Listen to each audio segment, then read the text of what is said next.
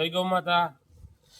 આજે ગૌભૂમિ ફાર્મ લોઢવા, મારું નામ છે ભગવાનભાઈ કછોટ.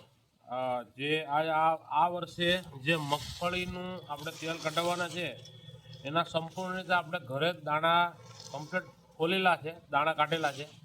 અને આ દાણા કાઢ્યા પછી આની અંદરમાં જે ટોક્સિન, અફ્લાટોક્સિન નામનો જે ઝેરી જે પદાર્થ હોય, જે હળેલો દાણો આપણે કહીએ એમાં, એને સંપૂર્ણ રીતે હાથથી વીણાટ કરીએ છીએ. અને જે માટીનો ભાગ છે જેનું પણ આપણે હાથથી અત્યારે વીણાટ ચાલુ છે. અને આ કરી લેવાથી તેલની ક્વોલિટી પણ સુધરે છે, સુગંધ સારી આવે છે અને તેલ બગડવાનો ખતરો પણ નથી રહેતો. તેની કાળજી લેવા માટે થઈ અને આપણે આ 3 વસ્તુનું અત્યારે આપણે કામ ચાલુ છે. અને હવે પછીનું જે કામ છે, જે પ્રાકૃતિક કરીએ છીએ, તો પ્રાકૃતિકમાં બીજોનું તેલ ન ભળે એની માટેનું જે આપણે જોબ વર્ક ઉપર કરાવતા હોય ઘાણીને, તો એ ઘાણીવાળાને પણ આપણે એનું ફિલ્ટર છે, એનો ઘાણો છે એ સાફ કરાવશું અને ત્યાર પછી આપણે તેલની કાઢવાની શરૂઆત કરશું.